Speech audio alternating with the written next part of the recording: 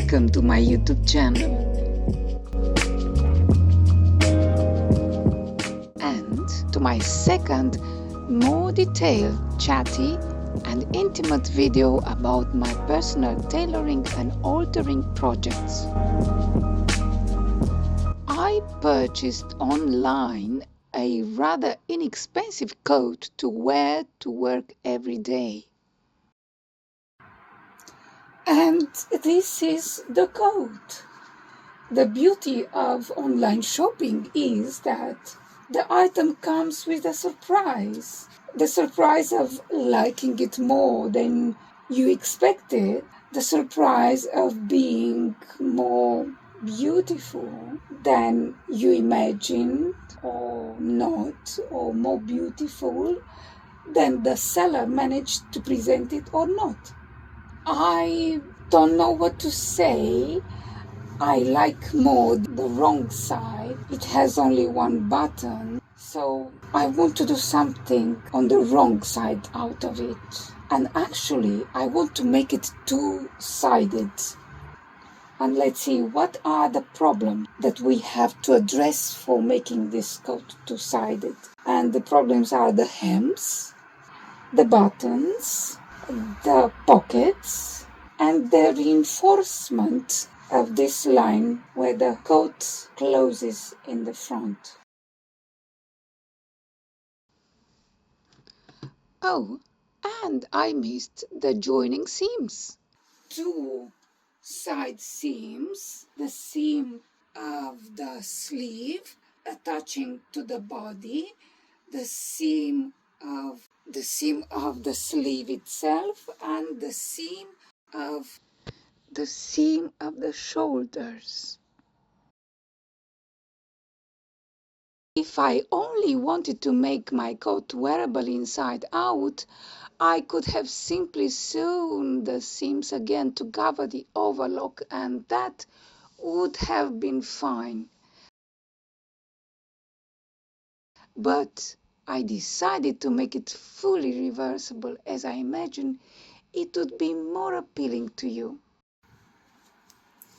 I seem to have found how to unravel the hem seam, because I want to make the most of the length of the coat.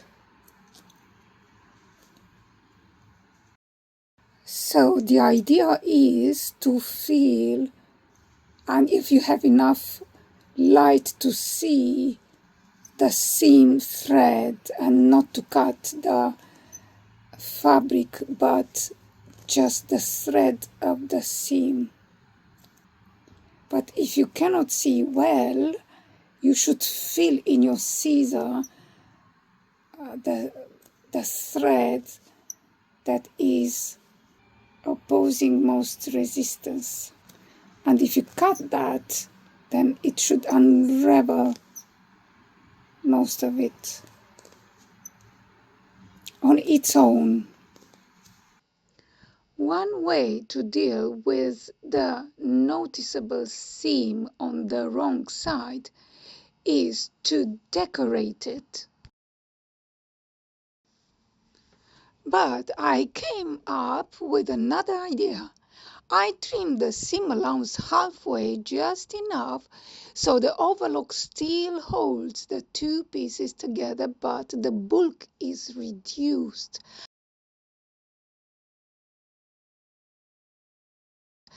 After that, I stitched over it with a zigzag seam, and this helps keep the pieces secure while making the seam blend in and become almost unnoticeable in the first texture.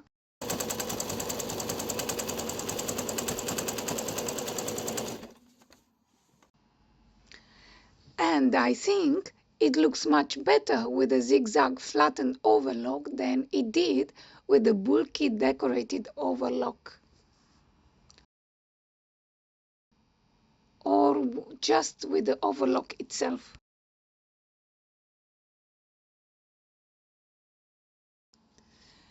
Now that the seams are taken care of, I want to address the pocket issues.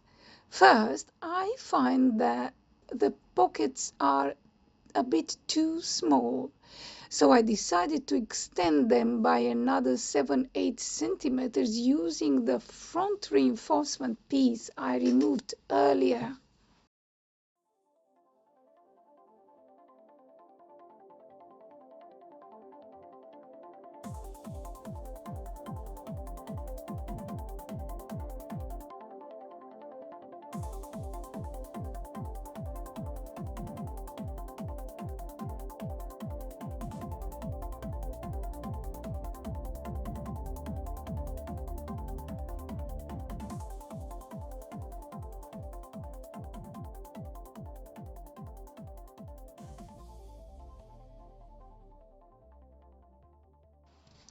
In order to extend the pockets, I had to unravel the seam that holds the two pocket pieces together.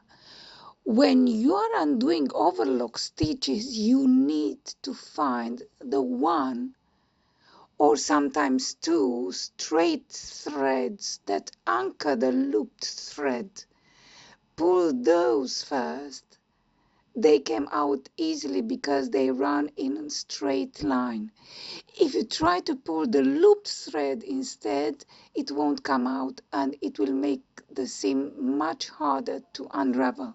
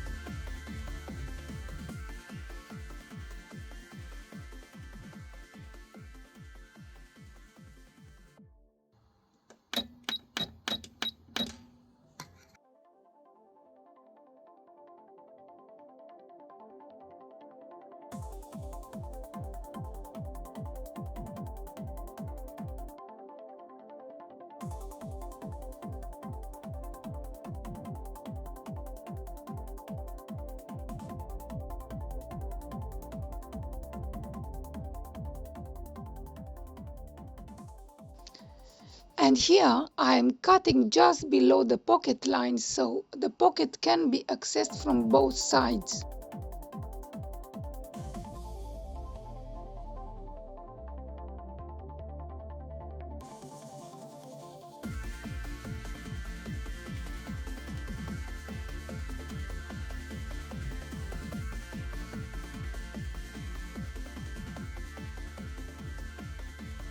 For the hem, I went with a high visibility trim.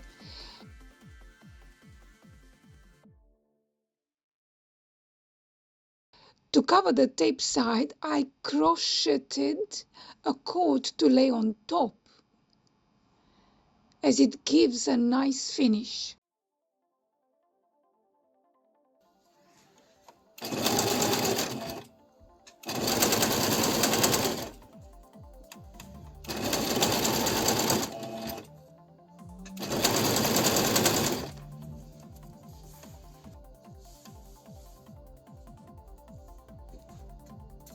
So this is my coat. Now it's two-sided as I wanted, but there's no glam, there's no spark, there's no come to me. And even though I tried to make the pockets properly, they still ended up a bit bulky and not perfectly flat because I added them a longer curved line instead of a straight one.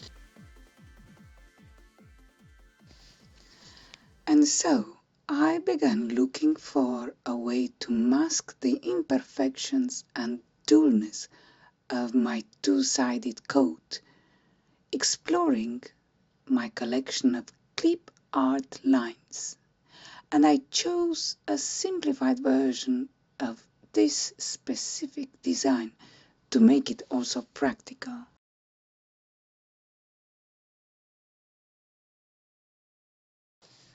I enhanced the design with reflective trim and covered the supporting tape with 2 shades of blue crochet cord, following the design lines.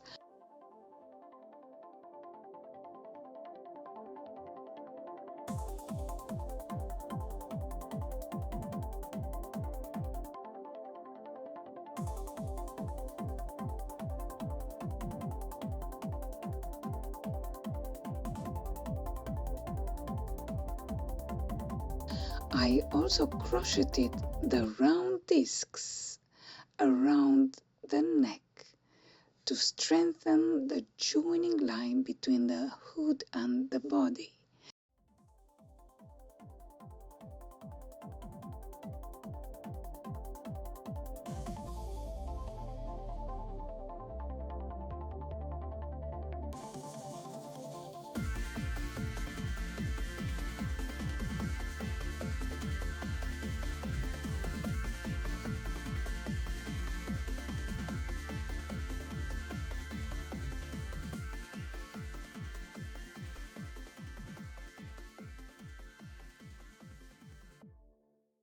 Additionally, I created a waistline girdle. And here is my coat in its final stage. I hope you enjoyed seeing my coat. In the end, it carries a touch of beauty from the floral details, a hint of sparkle from the crocheted thread, and a bit of light from the reflective trim. People who saw it liked it, and I feel the main reason is the fresh, artistic use of reflective materials. I personally believe this could be one of the next trends in fashion. For decades, we've been enchanted by beading, embroidery, and sparkle, but like any overused trend, it's time for something new to shine in a different way. Even though reflective materials are usually considered sporty, I invite you to follow this journey and see how far these utility materials can go in art and fashion.